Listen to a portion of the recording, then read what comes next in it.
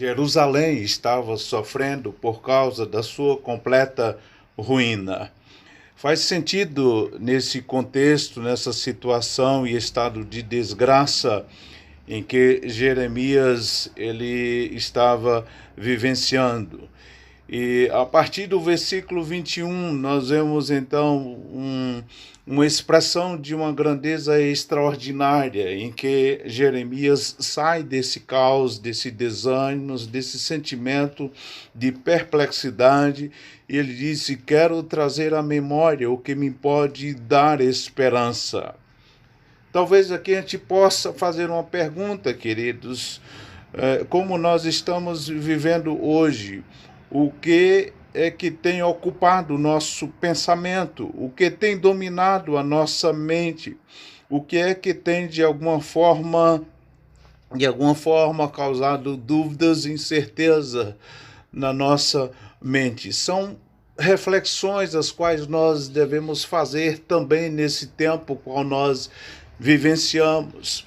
Jeremias ele para e começa então a fazer uma profunda reflexão na sua vida, e ele então preocupado com o povo de Deus que estava vivendo nesse contexto, ele então disse: quero trazer à memória o que me pode dar esperança. Talvez exatamente isso é o ponto de retorno para sairmos então do desespero e do conflito e da agonia. Fixar os nossos olhos em Deus, aquele que pode dar esperança para as nossas vidas. Sairmos então desse momento de más recordações, de más lembranças, e de focar então a nossa mente no Senhor, olhar para frente e também pensar no Deus o qual tem nos sustentado até aqui, que tem realizado grandes coisas nas nossas vidas e que Ele continuará então fazendo. Devemos nos apegar a esse Deus que é a nossa fonte de esperança. Em meio ao caos, em meio ao desespero, o qual muitas pessoas vivem, nós devemos nos agarrar firmemente no Senhor. Nós somos motivados a nos apegar firmemente em Deus em tempos de perplexidade, a colocar a nossa confiança nas misericórdias do Senhor, porque são as misericórdias do nosso Deus que são a causa de nós não sermos consumidos. É exatamente por causa das misericórdias de Deus que nós estamos vivos. Deus, ele foi misericordioso para conosco. A ira, o sofrimento eterno, a condenação eterna que teríamos que enfrentar, Jesus Cristo, por causa do seu grande amor, da sua misericórdia, ele nos livrou. Por isto, Jeremias, ele traz a recordação, ele diz: as misericórdias do Senhor são a causa de nós não sermos consumidos. Por causa do nosso Senhor Jesus Cristo, nós temos absoluta certeza de que nós não passaremos por uma condenação eterna. Somos motivados aqui também a descansar na fidelidade do Senhor. Grande é a fidelidade do nosso Deus. É bom para nós sabermos o quanto nosso Deus é fiel, o quanto nosso Deus ele zela pela sua palavra, ele cumpre as suas promessas. Em Deus nós encontramos confiabilidade para as nossas vidas. O nosso Deus, ele é o Deus que ele mantém a sua palavra, ele levará a bom termo cada uma das suas promessas, as quais ele tem feito para as nossas vidas.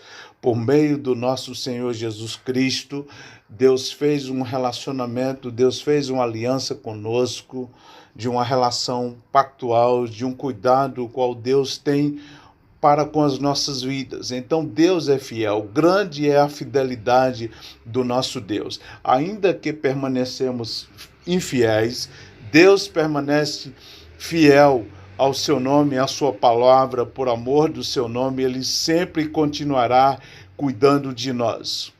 mesmo que nós temos falhado.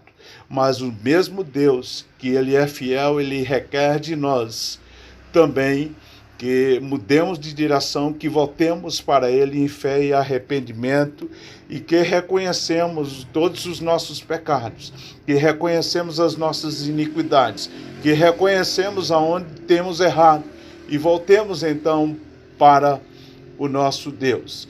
Então nós somos motivados a descansar na fidelidade do Senhor. Também somos motivados a reconhecer a bondade do nosso Deus. Sabemos o quanto Deus tem sido tão bom para conosco até aqui.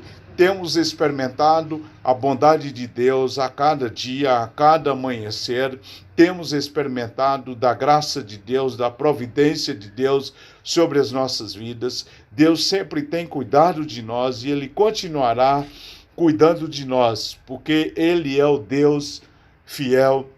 Ele é o Deus que fez uma aliança para conosco por meio do nosso Senhor Jesus Cristo. Ele cumpre, Ele cuida de nós. Nós somos o povo de Deus, nós pertencemos à família de Deus e Deus tem então um cuidado para com as nossas vidas. Nós desfrutamos continuamente da bondade do nosso Deus. Também nós somos motivados a saber que o Senhor, Ele é a nossa esperança. Jeremias, ele compreendeu que a sua porção, a sua herança é o Senhor. Na verdade, ele poderia perder a sua liberdade, mas não a sua comunhão com Deus. Uma das mais fortes razões de esperança é que Deus é a razão da nossa existência. Nada mais precioso para nós nessa vida do que a nossa comunhão com Deus. Quando percebemos isso, sabemos que nada nesta vida pode substituir o que Deus tem reservado para nós. Jeremias disse: minha porção é o Senhor. Aqui esse texto nos faz lembrar da distribuição dos territórios às tribos israelitas. Embora Deus tenha distribuído porções da terra prometida para o seu povo, Ele não deveria nunca permitir que essa herança substituísse o zelo e o amor pessoal ao próprio Deus. O Senhor é a porção da nossa herança. O Senhor é o bem maior da nossa existência. Portanto, não há nada maior que possa substituir ou nos separar do amor de Deus que está em Cristo Jesus, nosso Senhor. Jeremias também ele vai nos ensinar aqui, ele sabia que o Senhor ele é bom e que o Senhor também é a porção da nossa herança, e nós podemos ainda observar e aprender através de Jeremias que mesmo quando nós passamos por agrúrias, por sofrimentos, mesmo quando nós somos provados, Deus permite que isso aconteça exatamente para o nosso crescimento, para o amadurecimento da nossa fé. E durante esse tempo que enfrentamos situações assim, Deus requer de nós que esperemos nele. Veja o texto sagrado aqui onde há expressões: portanto esperarei nele. Deus é bom para os que esperam por ele e que aguardam a salvação dele em silêncio, aqueles que ainda suportam as provações.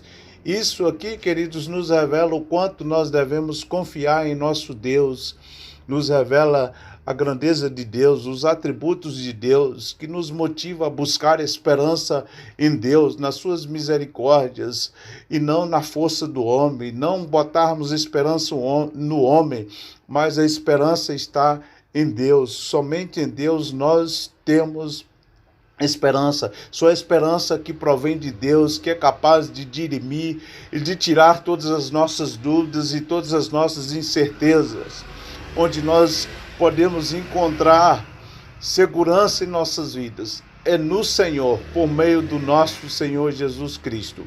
Eu gostaria, portanto, de concluir esta mensagem aqui neste momento para as nossas vidas e afirmando que somente o Senhor pode nos motivar em tempos de perplexidades, de insegurança e nos fazer esperar por Ele por meio das suas misericórdias que não têm fim e que se renovam a cada manhã. A noite, muitas vezes, pode parecer longa, escura, mas no momento certo o sol vai raiar no horizonte, vai brilhar na aurora. Tenha paciência, espere pelo Senhor. Se você quer se queixar de alguma coisa, queixe-se das suas incoerências, queixe-se dos seus pecados, das discrepâncias da sua vida, das incertezas. Traga à memória hoje o que te pode dar esperança. Busque ao Senhor hoje mesmo. Ponha a sua boca no pó. Curve-se humildemente diante do Senhor, pois ainda há esperança. Pois quando somos ofendidos, ainda assim também nós não devemos reagir, mas sim suportar todos os insultos. Na Bíblia nos mostra, em outras versões, dê a face ao que fere, face de afronta. Lamentações 3, 29 e 30. Ou seja, suportando todos os insultos, as provações, os sofrimentos, as adversidades, colocando-se nas mãos de Deus, que é a nossa esperança. Aqui é um paralelo, queridos, em 1 de Pedro, capítulo 2, versículo 20 a 25, de 20 a 23, Pedro vai nos lembrar para que fomos chamados e que devemos seguir o exemplo de Cristo, como formos ofendidos, a não reagir e não responder com insulto. Pelo contrário, quando Cristo sofreu, ele não ameaçou, mas pôs a sua esperança em Deus, o juízo justo. Portanto, Jeremias nos ensina aqui no versículo 30 a colocarmos a nossa esperança também no Senhor, a suportar as provações, as adversidades, colocando as nossas vidas nas mãos do Senhor. Que Deus possa estar abençoando plenamente as nossas vidas, que possamos então pôr a nossa confiança e a nossa esperança no nosso Deus em todo o tempo, então, da nossa existência. Eu gostaria de terminar, então, com uma oração neste momento, e antes algumas reflexões que você possa, então, pensar o que tem dominado a sua mente, o que você tem ocupado, o que tem ocupado o seu pensamento, o que tem incomodado você com pensamentos conflituosos de ideias que perturbam a sua alma. Quais são? Quais são as grandes preocupações que perturbam a sua mente? Talvez o seu amanhecer seja um amanhecer triste, sombrio. Eu quero te dizer, tenha esperança no Senhor, renove-se a sua fé e a sua esperança no Senhor, ao invés de ficar com lamúrias, com murmurações. Viva no Senhor. Desfrute o dia o qual o Senhor tem lhe concedido. Viva com fé e esperança no Senhor, como Jeremias o fez. Vamos orar e agradecer a Deus neste momento.